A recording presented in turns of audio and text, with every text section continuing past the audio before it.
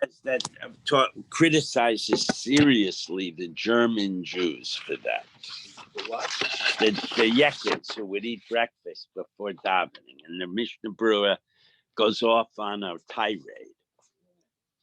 We wish to acknowledge with gratitude the generosity of our many sponsors.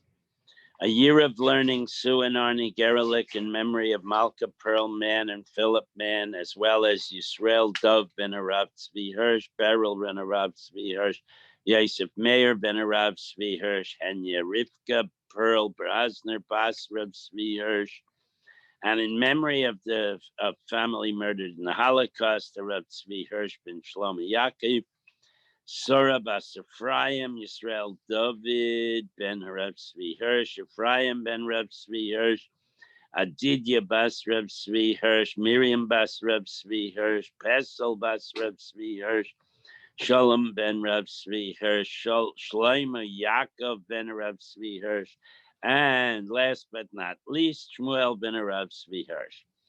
Children, grandchildren, and great-grandchildren of Toby Paris, Sarah Tova, Bas Yisrael Dove, Charlie Gelfenstein and Sam Levine, for Ramona Levine, Rachel Mata Bas Asher, friends of Nina Moinister, Nechama Asna Bas Yitzchak Aaron, friends of Steve Vigder, Zecha Nishma Simcha Melech Ben Meir Lev Halevi, friends of Marcy Kurtz in memory of her great niece, Leah Bracha. Month of learning, David and Mindel Cheslow in memory of his father, Moshe ben Reuven Mordechai. Susan and Reuven Podolsky in memory of her father, Simcha Bunim ben Yeshua, and in memory of her mother, Chaya Bas Reb Abram Dov. Haran and Mel Haller in memory of her father, Yosef Eliezer ben Tzvi Hirsch. Beatrice Pizer in memory of her mother, Yisachar Dave ben Reb Shmuel. Stanley Presser in memory of his wife, Chaya Leah Bas Tzev HaKoyin. And that's it. Oh, a week of learning, Judy and Michael Peretsky in memory of her mother, Razel Bas Reb Yehuda Lev. Okay.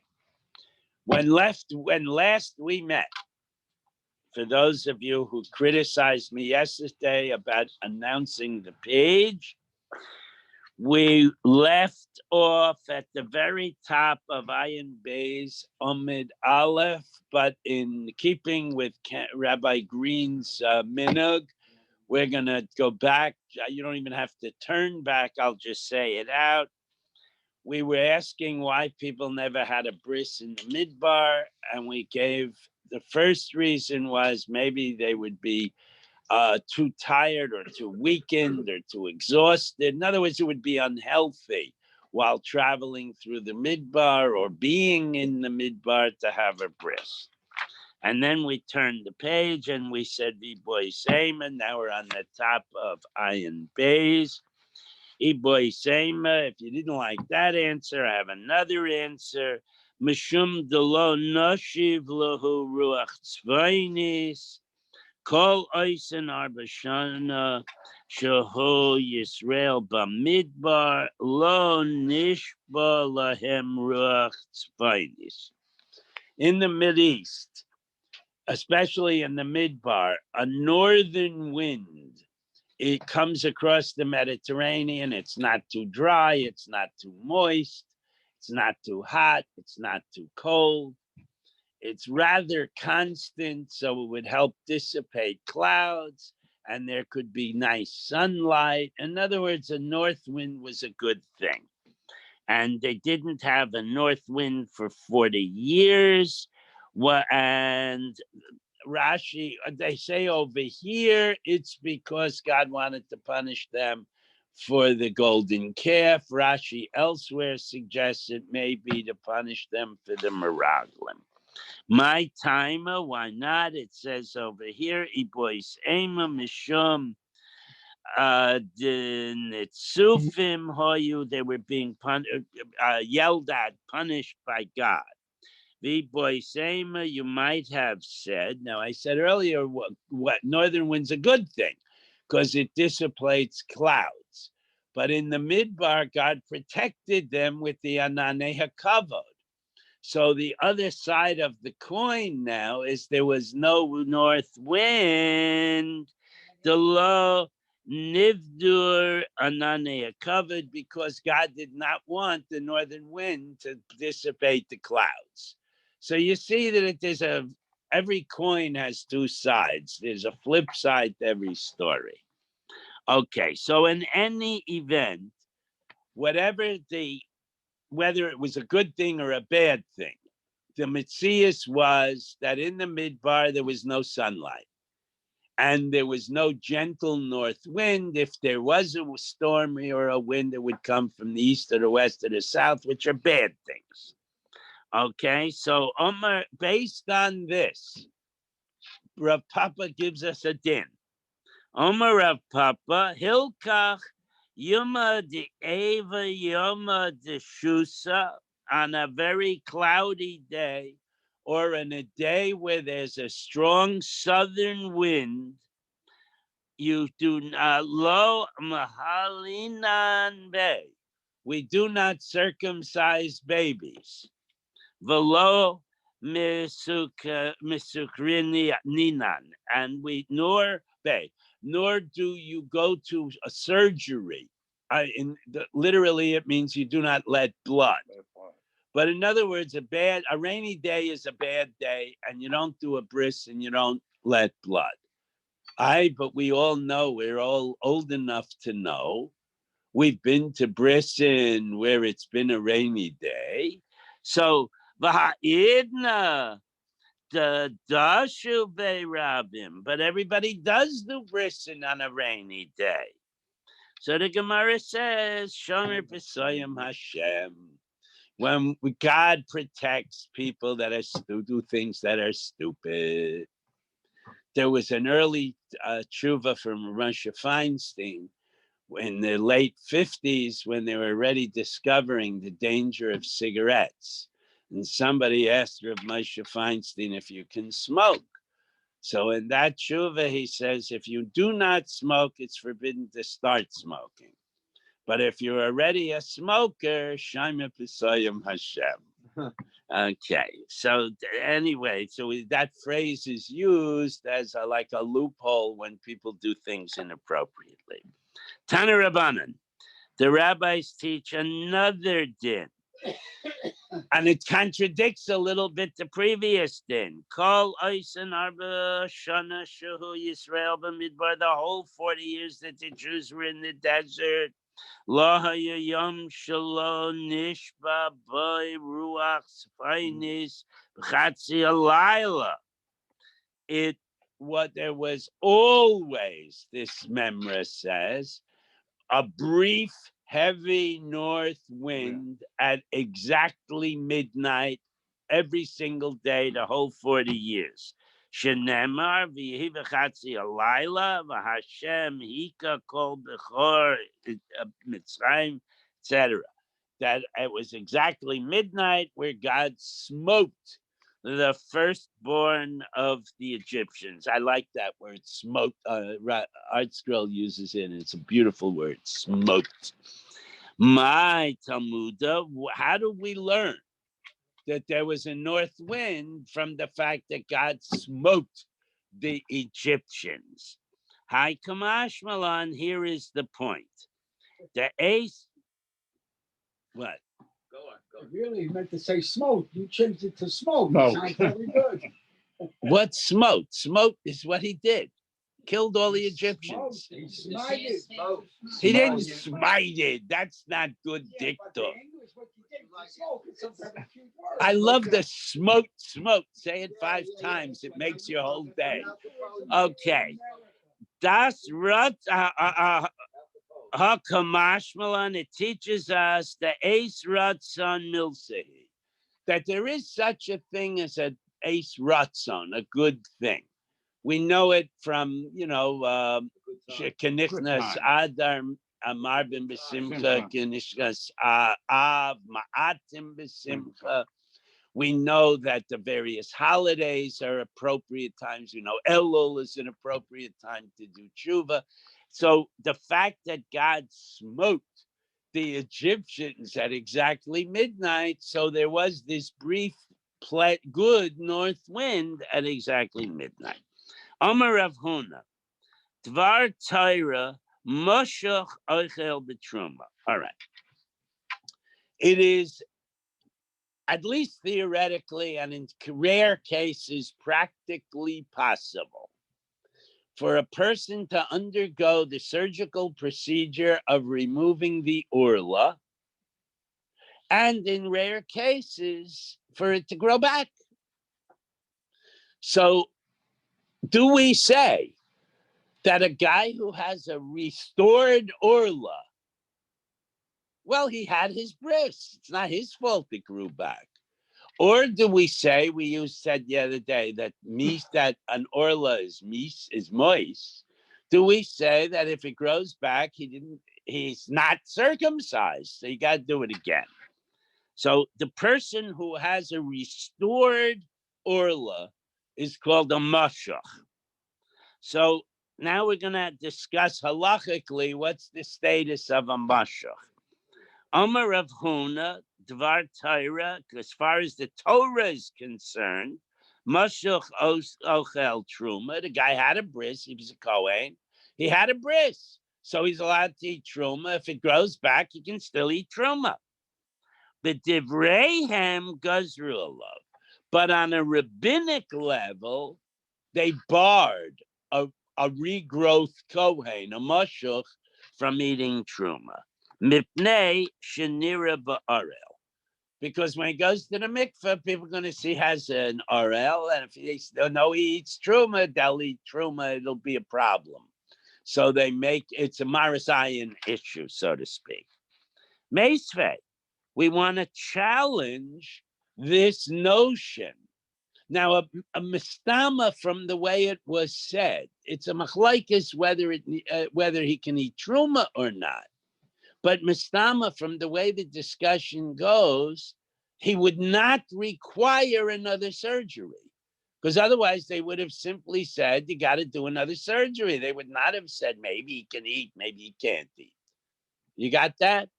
So, Meisvei, we want to challenge that. We have a Bryce that says he has to. Mashuch tzarech sheyimo.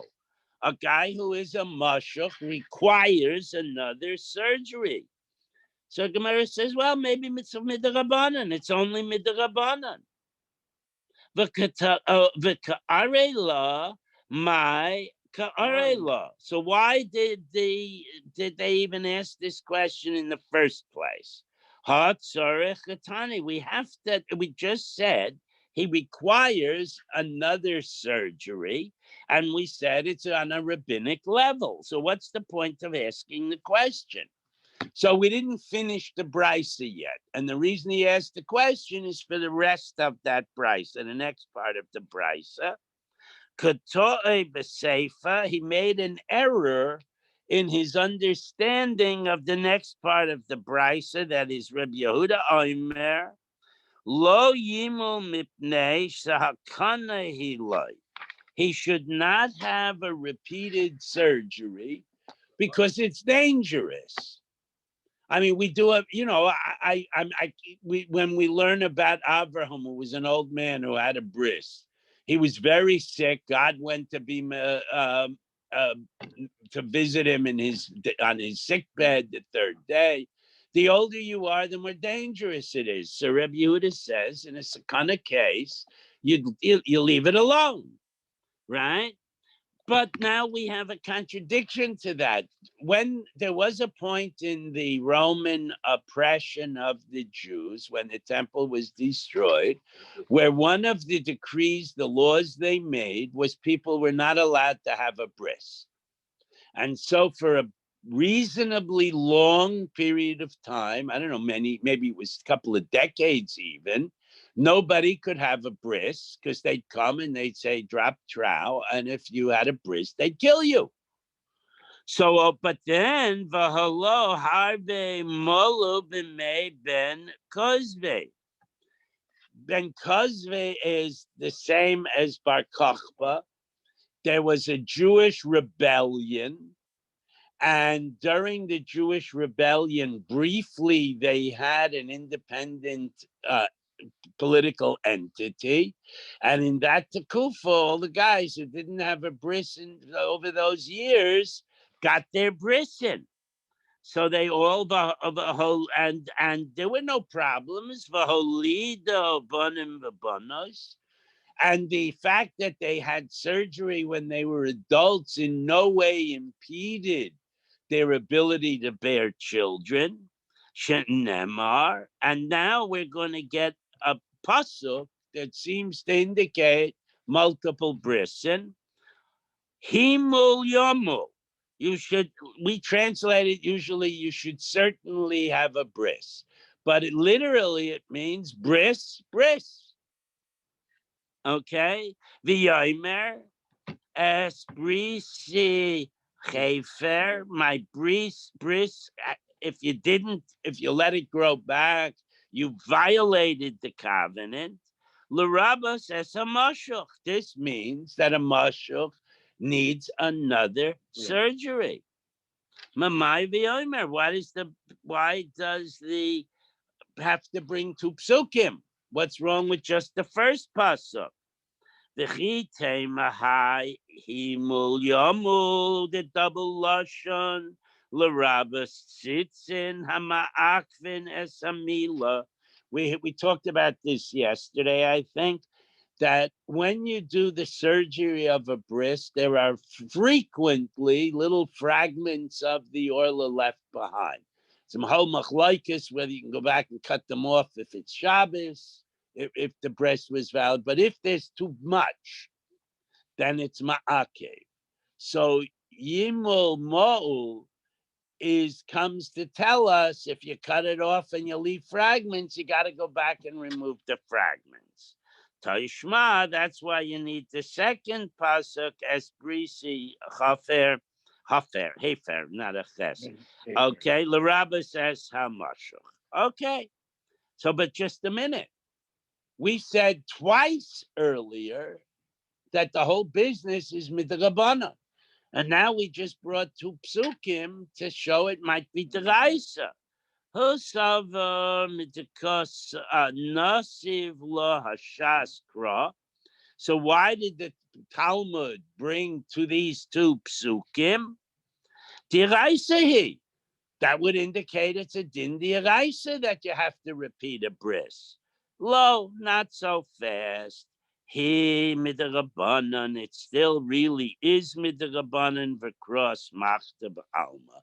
And the pasuk is just like a reference that we hang a hook on to remind us that we have to repeat the bris. Meisvei will argue further about this mashuch. We're going to say now that the mashuch, that there is no gezerah, that the mashuch only needs one surgery and he can eat truma. Meisvei tumtum ein oichel b'truma. A kohen who's a tumtum, who has no visible external genitalia, may not eat truma. And we're going to learn in a minute because maybe there's a penis under there, and maybe that penis is not free of an RL. So out of that doubt, we don't let the tumtum eat truma.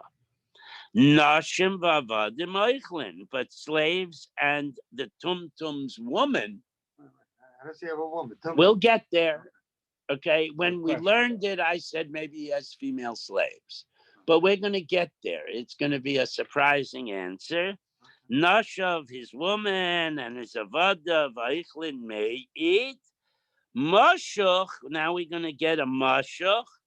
V'noila jishahu mahul, and a baby born without an orla. Hare elu eichlin. They are allowed to eat.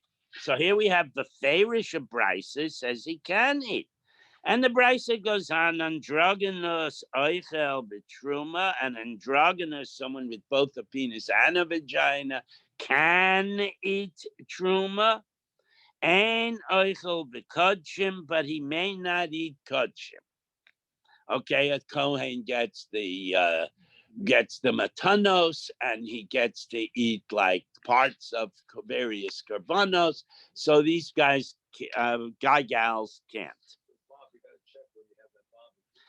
Now, tum ain ochel lo betruma. Now it says that tum may not eat truma below bekodshim, and he cannot eat kodshim. So here we have it that okay. So Tani Meha, in any event, Mashuch v'noilad kishehu mahul harayelu oichlin. A child who was born without a need for a bris, or a mashuch who had a bris and it grew back, may eat truma. It said tiyufta de Rav Huna tiyufta. So we now have the bottom line. If it grows back, Sid, you can still eat truma. What? But not Mel. No, not Mel, because it was a machlaikis. So only Sid can, but not Mel. That's it. You use X-rays now. Right. Amar Mar. Okay. Now we go back. The Brisa concluded with Tum Eina Oichel B'Truma. Tum cannot eat Truma. Nasha v'Avada v'Eichlin is your question, Robert. But the woman and the slaves may. Nashiv l'tum minole. What kind of woman can a tum have? He can't get married, right? The Kaddish. If you're talking, all right, now, why can't the tumkum get married? Because he can't consummate the marriage. He doesn't have the necessary equipment visible. But marriage is a two-step deal. Maybe he can become an arus and she can be an arusa. And then when they find their way to the bedroom, she discovers he's a tum. Let's say that happened. The guy cheats. Tum cheats. He starts the marriage process. Then he goes to the Nisuyan and the girl says, what's going on here? There's nothing there. So she goes to Bezdin. She says, I tried. There was nothing there. So the Bezdin says he has to give her a get. So the Erusin is chol. Okay? If you say because that there was an Erusin and therefore he was kind of her and it's his woman. The Tanya, we have a brisa, tum shekidesh, kedusha of kedushin. A tum who does go through Erusin, it is valid. If you're going to say that's the argument, niskadesh kedusha of kedushin, emer da omer lechumra. I would say that's only a chumra. Really, it's not, but the Rabbanan say, look, he did that. We got to make her have a get, so there's no question. Okay? Lakula mi amrinan, but when we say that that lakula, that he does legally acquire her, do we say that's valid? Nah, not so fast. Safek ishahi. We don't know what's under the membrane. Maybe this fellow is really a girl. Okay, and here is a Gemara that today would be very controversial. The Ein Isha Mikadeshes Isha. A woman can't marry another woman. The Constitution of the United States notwithstanding, halacha says women may not marry each other. Halacha is kama v'kama men. Okay, Amar Abaya. So we got to come up with another possibility. This tum has this skin, membrane, whatever, covering his external genitalia, but his testicles are discernible beneath the membrane, or they're what? Right, discernible, yeah. So we know outside. or they could be hanging out. No. But either way, the point is that We know he's not a girl. Okay, that's the point. Because his testicles are visible. Mebachutz may mean through the membrane. They're discernible externally. But whatever the case is, my nashav. So that means, anyway, we've dispensed with, we just wrapped that up that we know he's not a girl. But we've dispensed with the notion that it could have been an illegally married wife. So what women is left? My nashav. So what woman, Marava, my nashav, what woman is left? Imai, his mother. His mother is a Bas Yisrael. She married his father, who's a Kohen. They have one child, this Timtum. The father is Nifter, Rahman al-Itzlan. So the mother may continue eating truma, else the fact that she's the mother of a Ben Cohen. No, but he's dead. I know, but She can't eat else being a widow. If she was not, if she didn't have children and the husband dies, she wouldn't be able to eat truma. But because she has a living son or daughter, son/daughter, he's allowed to eat truma. She, the mother, the widow, is allowed to eat truma, and that's what the Brisa meant by the woman. Okay, Mahudetema, what might you have guessed? Right, you might have made this following. Oh, I'm sorry, Pshita. That should be obvious. We know always it could be a daughter too. That the mother of a living offspring who is a Ben or Bas Kohen is an enabler to allow the mother to eat truma. So what would might have guessed? We said earlier the mother, the daughter dies, but there's a grandson. Maybe we want to say that the child of the woman to be an enabler must be a viable adult who's capable of having offspring. Ma'odetema, what might I have guessed? Moilid Michael, one who is able to produce children, is enablers to eat truma. She'ain Moilid Einu Michael, but a child who's a shris or an islandist would not, or a tumtum, would not enable the mother to eat truma. Kamash Malan, he does. Or she, it whatever, does enable the mother to eat truma. Taishma, we're going to prove up that point. Tumtum eina eichel lo b'truma lo b'tkadashim. Tumtum can't eat any sacred foods, truma, or parts of kadshim. Bishleim Abaya, according to Abaya, who is the one that suggested you could discern that this tumtum was really a male. Bishleim Abaya, Tanaresha Orel Vadai. Therefore, the beginning of the Brisa said a person that we know is not circumcised cannot eat truma. Ktani Sefer Suffolk Orel. And at the end of the Brisa, we're talking about the tumtum. We don't know what his penis looks like, so we don't know if he has an Orel or not, and he cannot eat truma. So the Brisa teaches us something new. Ella Rava, but according to Rava, who holds that the first case is a tumtum who's completely incapable of being discerned, whether he's male or she's female. Tumtum de lamali. What do I need the second case for? Because we already said a suffix orel can't eat truma. So the end of it is another suffix truma, orel, and he can't eat truma. What's the chiddush? My tumtum. Now we're going to get a new definition.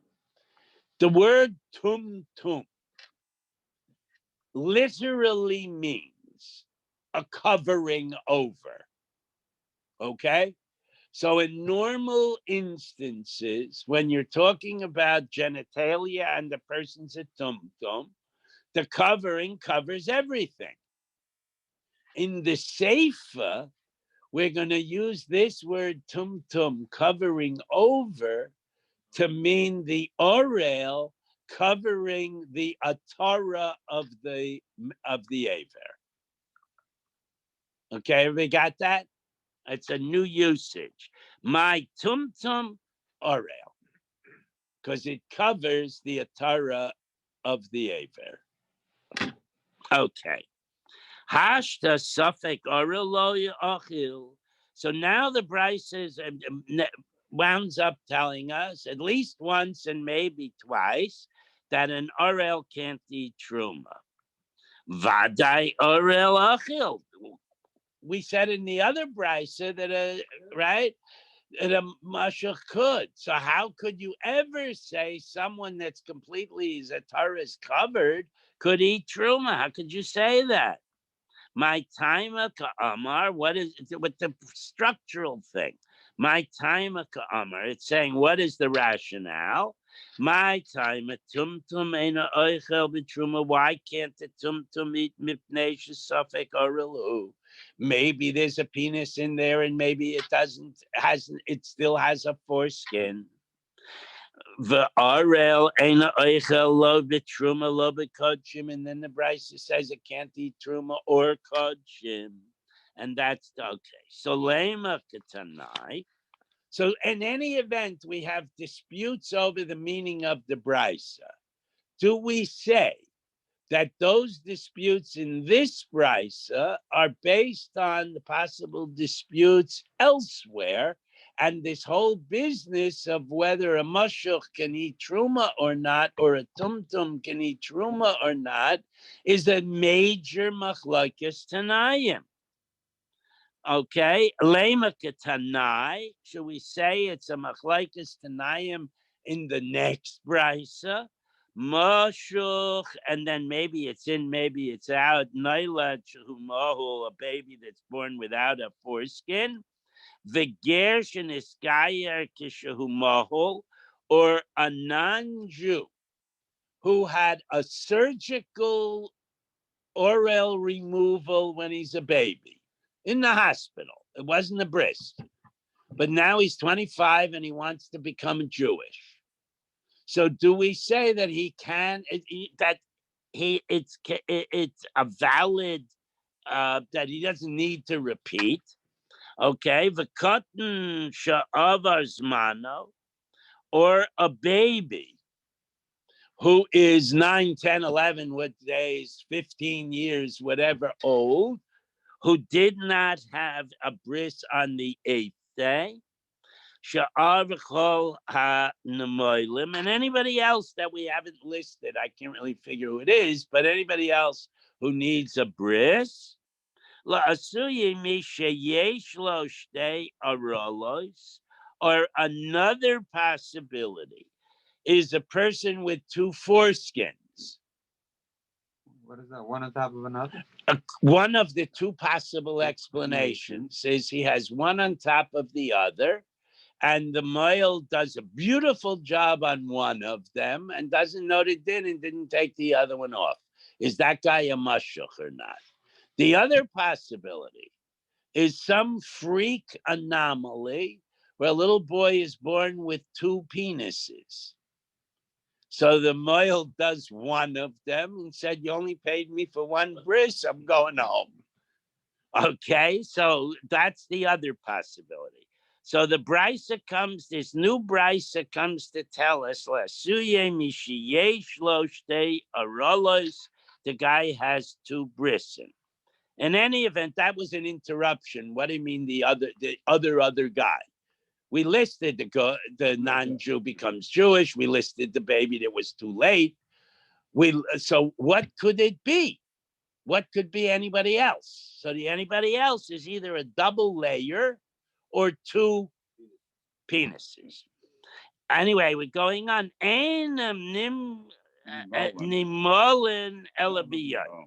So the first Tana says, just like any other bris, the repeat bris or the delayed bris or the extra bris has to be done in the daytime. Rabbi Lazar ben Shimon Aimer Bismanoi. Only an 8th day bris has to be in the daytime. And Nimalin Alabiyom, only an 8th day bris must be in the daytime. Shaloi Bismano, Nimalin Biyom Ubalayla. You can do it even at night. So my love, what is the dispute between these the Tanakama and the second opinion? You could do it at night. My love, here's what they're arguing about. The Mar Sover Moshuch Diraisa, that the repeated surgery, if there's more than one orla, is a Diraisa Dikadin and must be done Kedasin Kedin in the daytime only. Umar Sover Moshuch the Rabbanan. And Rabbi Lazar ben Shimon says, no, the Moshuch is only midrabanan, like we said earlier. And the Rabbanan were a little bit more flexible. And you could do it also at night. Betispera, does this at all make any sense? Katan sha'avar zmano mi'ika lamanda omer Rabbanan. The implication of this is that an 8th day bris is the Raisa, since we could do the 9-day kid in the night, that's only midrabanan. Does that make any sense? Ella de kuli alma mashuch derabanan. Everybody agrees a mashuch, a double hitter, it is a midrabanan. The cotton sha'avers mano diraisa. But a baby who, for whatever reason, didn't have a bris on the 8th day, his requirement to have a bris is still min hatayra, no matter how old he is. Okay? And this is what that argument really is all about. Mar sover darshinin ubayoy. The pasuk that talks about doing a bris has the word ubayo. In terms of diktuk, the chataf, the sound, substitutes for a missing hey. Just keep that in mind. And the vav is and. So, and if at least according to Rabbi Akiva, we can darshan, right? So we darshan the vav, and we say and on the 8th day, covering any bris. And, okay? Umar sover lo darshin and bayan. And Rabbi Elazar ben Shimon says we don't darshan vavin. So kiha the Yasiv Rabbi Yochanan did Dorish, but this could be the same. Now, when he was sitting and learning this Inyan, Rabbi Yochanan asked himself the following question: Noiser bismanoi. The halacha is, we'll take the Korban Pesach. If you have Korban Pesach that was not consumed by midnight, you have to burn it the next morning. It's called noser.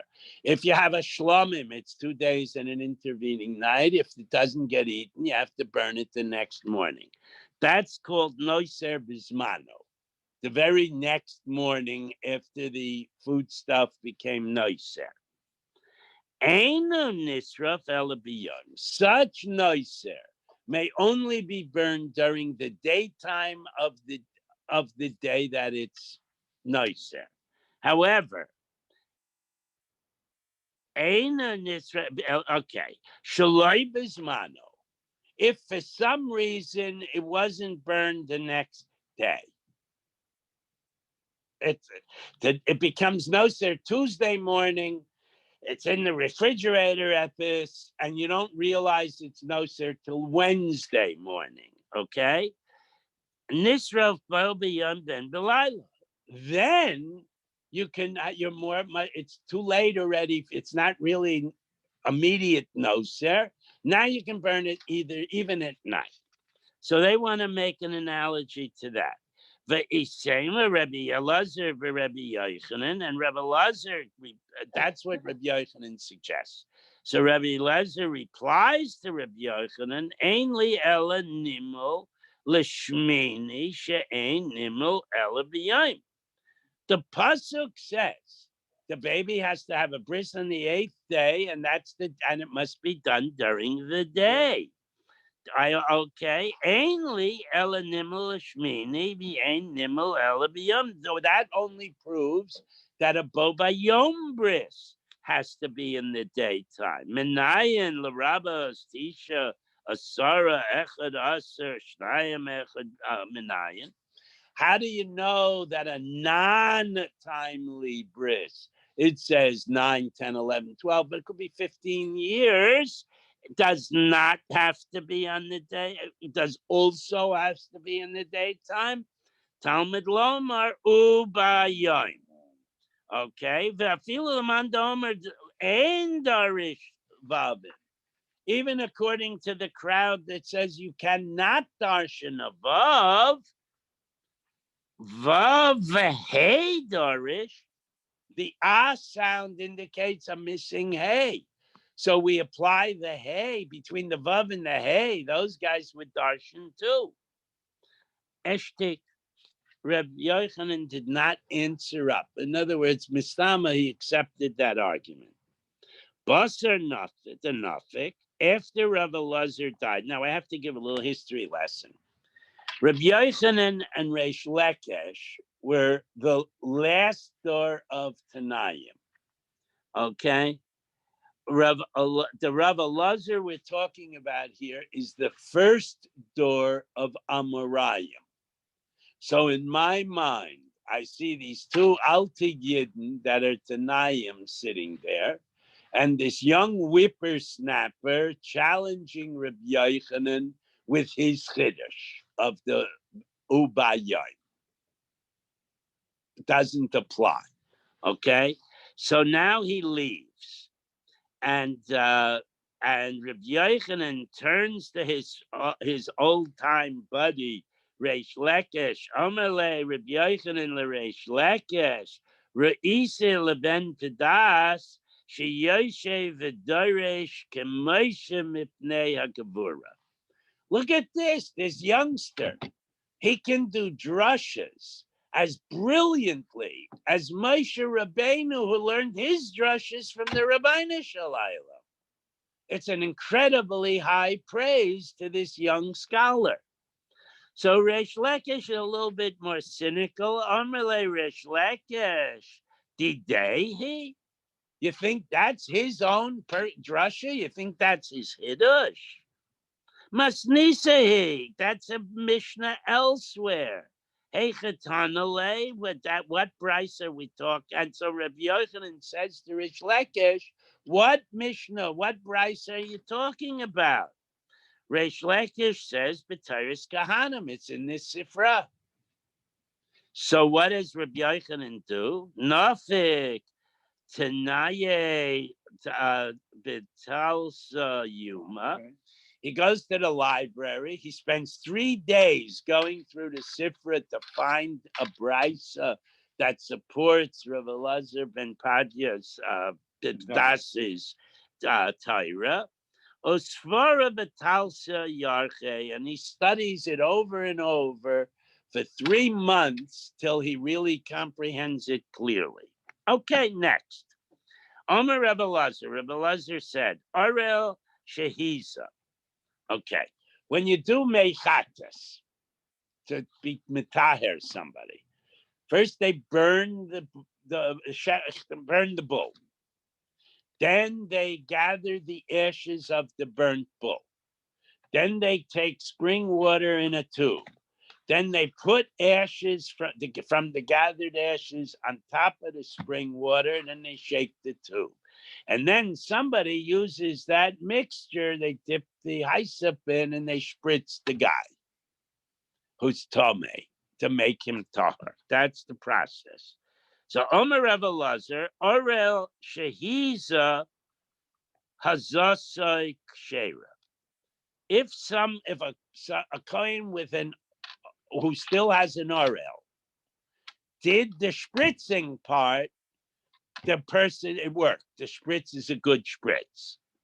Midei dahave atvul yoim. I'm sorry, tvul yoim. He makes an analogy to a Kohen who's a tvul yom. Kohen is a tvul yom, can't eat kudshim till nightfall, right? And the truma, but he can't eat the truma. He's kosher v'para. He's able to do the various steps of the para.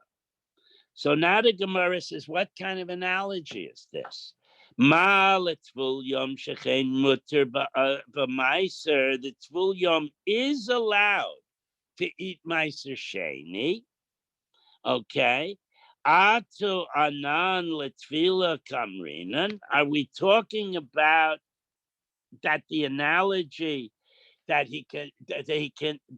it's like he's eating the para if he's using the ashes of the para? Anan the niga'a kamrina. No, we're talking about touching. A Kohen who's a tvul yom, he can't eat truma, but he could cook truma. He could handle truma. There's no problem with that. Here too, the Kohen with the RL, even though he can't eat, maybe he can touch. That's how the analogy works. Okay.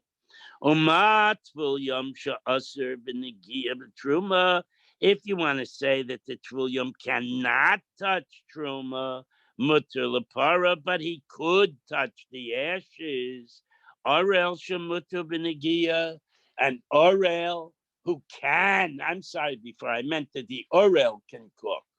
The tvul yom can't touch truma, but the orel can, but he can't eat it. So the analogy, the orel is it can do the spritzing because he can touch the ashes. Orel shemuter b'negia, he can touch the truma. Ain't a din shemuter b'para, he can certainly touch the ashes. Tanya nami hachi, we can prove it up elsewhere. Orel shehiza, and orel who spritzes, hazasa b'kshera, his spritzing is valid. Maisa haya, and it actually came to court. V'hiv shirlai chachamim hazasa, and the paskin that it was a valid spritz. Okay, Meisvei, I want to challenge that Bezdin's ruling. Tumtum shekidesh, a tumtum who eats, who does the burning of the chatas. Okay, kedusha puzzle. He's not that. Would have to get another red cow and do it again. Mipnei shehusafek orel, because maybe he's got an orel under there. Okay, the orel pasul kadesh, and an orel cannot do the consecration segment of the process. Androgynous shekidesh, but an androgynous who does the kiddush, kedusha kosher, it's good. That's the Tanakama. Rebbe, what? Provided she was circumcised. Well, she can't be. The he part was circumcised. Androgynous, right? The he part was circumcised. Rabbi Yehuda Omer, af androgynous shekidesh. Even an androgynous who does kiddush, the kiddush part, kiddush of psulim. It's no good. Mipnei safek isha, because he could be a woman. He's got double duty stuff. Maybe he's really a woman. The isha psula lekadesh, and a woman can't do that ceremony. Tana mehab. Nevertheless, this brisa proves up the following: Orel v'safek orel pasul milikadesh. Both the orel and the possible orel, that's the tumtum, cannot do the kedushin portion of the red heifer process. Omer of Yosef. Now we're gonna this is now a machlaikis, right? Omer of Yosef. Hi Tana debate of Rabbi Akiva. The first Tana who says that, well, we'll see. Who says that it is valid is according to Rabbi Akiva, the Marbele La'arel B'Tameh, who says that a person who's uncircumcised is on the madrega of a person who is Tameh. Okay, the Sanya, we have a different brisa. Rabbi Akiva, Omer, Ish, Larabas, Orel. We've had this the other day. The first Ish is a male, and the second Ish is he has to be circumcised. Ish, Larabas, Orel. It includes an Orel. Omerava have yesivna kaime to Rav Yosef. I was learning by Rav Yosef, and he said the following: Kashali, I have a problem. Lo lishtamet tana lisnei ha'arel v'hatame. You have to make this. You're not allowed to avoid making this hekesh between an uncircumcised person and a circumcised and a tame person in the same parsha, without saying lema Rabbi Akiva, that it has to be the opinion of Rabbi Akiva. Below, that's the only place you ever saw that, the word ish, and that's only Rabbi Akiva's drasha. V'hakatani v'ha'orel v'hatome turin min hara'uya. Here is another place where an orel and a tame are considered the same level. They don't have to go to Yerushalayim on the holidays. So Hashum Hashum Demiyas. In their case, both are exempt because something is disgusting. Walking into the temple when you're Tomei is like disgusting to God. And walking into the temple if you have an Orel where you didn't have a bris is disgusting to God. Okay, so it's not that he's the same thing as a Tomei. It's that the rationale is similar. Okay. Azdula Tamayu. In any event, both the Tanakama in our brisa and the Rebbe Yehuda in our brisa, who had different lists of who could do the kiddush of the para aduma, they're both going according to well-known opinions. The Sanya, we have another brisa. Hakol ksherim lekadesh. Anybody can do the kadesh part of the process, chutz mechereshat b'katan, except for someone without mental capacity. Okay, chereshat b'katan are all flawed in mental capacity. Rabbi Yehuda machshir b'katan, but Rabbi Yehuda, he would allow a young man, a 10-year-old, a 12-year-old, to do it. Okay? Upasul be'isha b'dragonus. But he does not allow women or people with female genitalia, even if they also have male genitalia. My time at the Rabbanan, what is the rationale of the Tanakama? Okay. The Rabbanan in Tanakama usually is a multiple person opinion, so it doesn't say a name. Okay, my time at the Rabbanan, Dixiv, V'lakachu L'tame Me Efer Shreifa V'hatos. You shall take, and the word you shall is plural, from for the Tome person, from the ashes of the burnt para, and you shall sprinkle. Hanach the psule, the asifa psulin b'kiddush. So I and we, the Tanakama, interpret that pasuk as meaning, if you can't do the gathering of the ashes, you also can't do the spritzing. Okay? Hanach machshirin ba'asifa. Anybody who is eligible to do the gathering of the ash after you burn the animal, Sheira b'kiddush is also allowed to do the kiddush part, which is the burning of the animal. Rabbi Yehuda Omer Loch, he would say the following: Im kain, if that's how you're going to learn the pasuk, name a kra v'lokach. The pasuk should have said he takes, not you plural take. My v'lokachu. Why is it in the plural? Afilu hanach de psulin hasam ksheira hacha.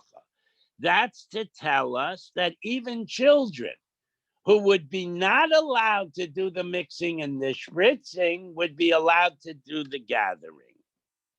Okay? Ihachi, ishanami. So then a woman should also be qualified. The Tanakhama says anybody except Shrei Rishad B'Katan. And but the answer that, but the pasuk says he shall put the ashes on the water. Velo no son no, not she shall put. Okay, the Rabbanan, that was Rabbi Yehuda. What did the Rabbanan say about that? Ikasa v'lokach v'nasan. If the pasuk had been revised by God to have two singulars, Havamina, I might have interpreted it to mean Shakil Chad Hahiv Chad. The same person has to do the put the ashes, gather the ashes, and has to be the person who mixes, who puts the ashes in the water. Kasav Rachmana v'lakachu, that it could be somebody else. The Kasav Rachmana v'lakachu v'nasnu, if it was a double plural. Okay. Hava amina de shakle tray, Yahave tray, that you could have had multiple gatherers and multiple mixers. Kosav Rachmana v'lakachu v'nasan. So the pasuk, in order to avoid various misinterpretations, was written with one plural and one singular. Okay, the afilo shakle trey yehev chad, that even if there are multiple gatherers, the mixer has to be just one person. And we will stop there. Shkaya.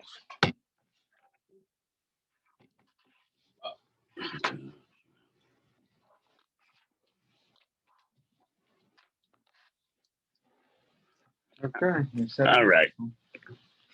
So How- even how- 100 brisson, Bobby. Yeah. How common was an androgynous? I have absolutely no idea. I mean, I once looked it up. It's like 1 in every 10,000